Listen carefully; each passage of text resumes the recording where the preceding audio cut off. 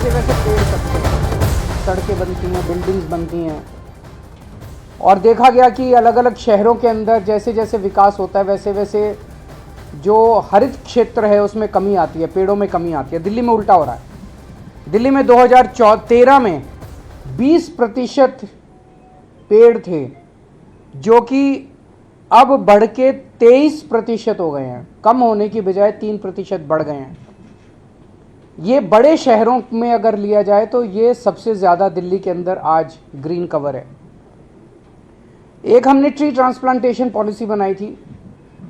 कई बार हमें अलग अलग प्रोजेक्ट्स, बड़े प्रोजेक्ट्स के लिए पेड़ काटने की अनुमति देनी पड़ती है। कई पेड़ ऐसे होते हैं जो कई कई साल, कई 100 200 साल पुराने पेड़ होते हैं, बड़े बड़े पेड़ होते हैं, घने पेड़ होते हैं। ऐसे पेड़ों को अगर काट दिया जाए तो बहुत गलत है। तो ट्री हमने ये कंपलसरी कर दिया कि उसे आपको काटना नहीं है, उसे आप जड़ों के साथ आप उसको निकालेंगे और कहीं और ले जाके उसको लगा देंगे। इसका भी बड़ा अच्छा असर पड़ा है ट्री ट्रांसप्लांटेशन पॉलिसी का।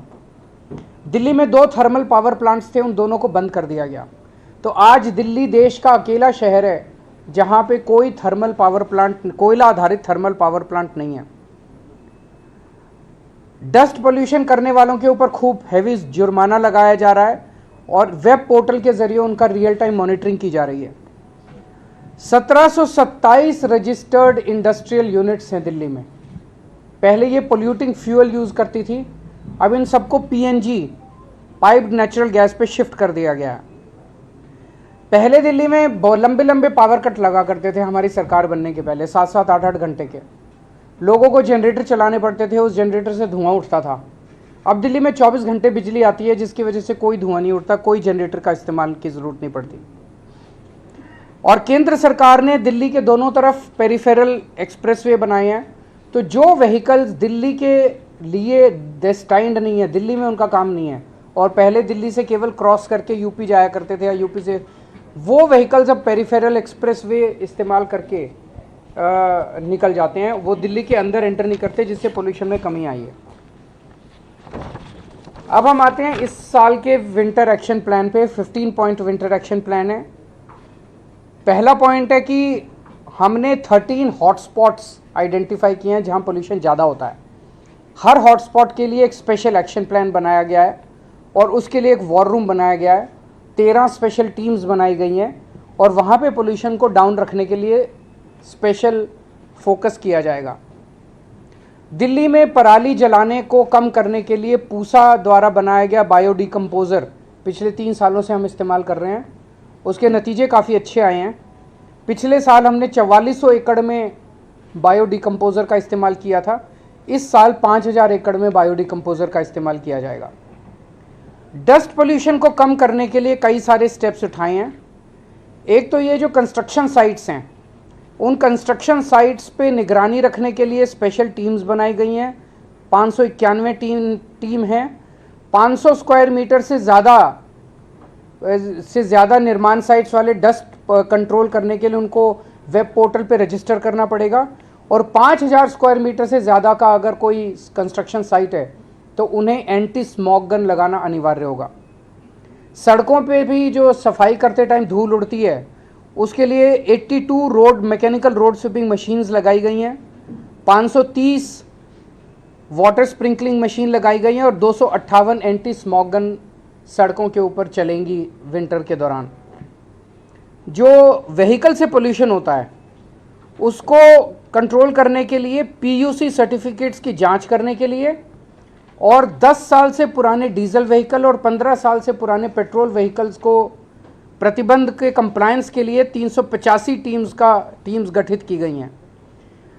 जो कंजेस्टेड एरियाज़ है जहाँ ट्रैफिक ज़्यादा रहता है, वहाँ पे व्हीकल खड़ा हो जाता है और व्हीकल खड़ा होकर वहाँ पे पोल्यूशन करता है, ऐसे 90 सड़कों की पहचान की गई है और वहाँ पे ऑल्टरनेट रूट्स प्रोवाइड करे जाएंगे। उसको प्रचारित किया जाएगा कि आप इसको अवॉइड कीजिए, इस सड़क को आप यहाँ से निकल सकते हैं।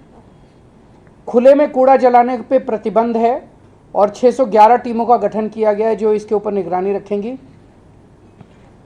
मैंने जैसे कहा कि 1727 इंडस्ट्रियल यूनिट्स हैं रजिस्टर्ड जो कि अब पीएनजी नॉन पोल्यूटिंग फ्यूल का इस्तेमाल कर रही हैं। इसकी निगरानी के लिए 66 टीमों का गठन किया गया है। एक ग्रीन वॉर रूम बनाया गया है 24 घंटे, जिसके ज़रिए निगरानी रखी जाएगी। ग्रीन दिल्ली ऐप जो लॉन्च किया गया था उसका बड़ा सक्सेसफुल रिस्पांस रहा है। 3 साल पहले लॉन्च किया गया था।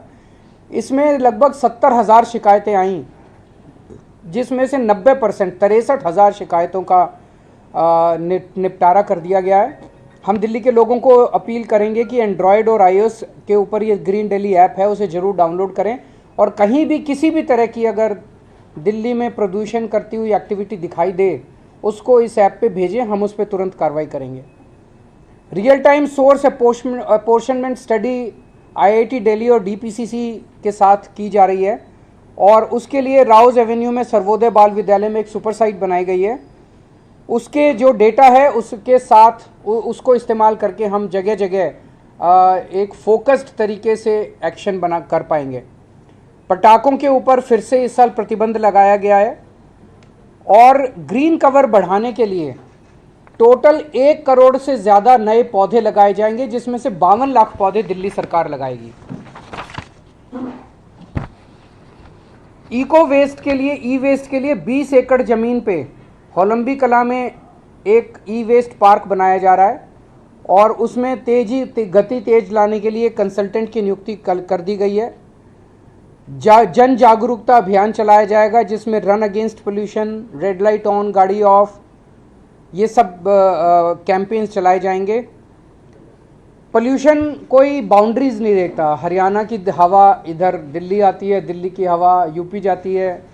सो आसपास के सभी स्टेट्स के साथ मिलके हमारी कोशिश है कि हम पोल्यूशन की पोल्यूशन को कम करें। इसमें सेंट्रल CAQM जो है उसके साथ भी मिलके, centre for science and environment का डेटा बताता है कि दिल्ली में जो पोल्यूशन है वो 31% दिल्ली के इंटरनल सोर्सेज की वजह से है, और 69% जो है वो बाहर के सोर्सेज की वजह से है। तो बाहर के आसपास के स्टेट से हमारी अपील है कि जितने दिल्ली में व्हीकल्स आते हैं